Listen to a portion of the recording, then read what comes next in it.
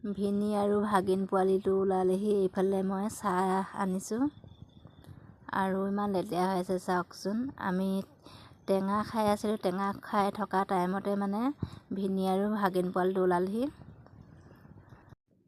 আৰু সিহঁতে মানে বাহিৰতে চাহ খাওঁ বুলি ক'লে, সেয়েহে বাহিৰলৈকে চাহখিনি লৈ আহিলোঁ। আৰু এইফালে ভাগিন পোৱালিটোৱে মানে কেমেৰাটো ভিডিঅ' নকৰিবি বুলি কৈছিল, কিন্তু মই ভিডিঅ' কৰাৰ কাৰণে হাতখনে হেৰি কৰি দিছিল।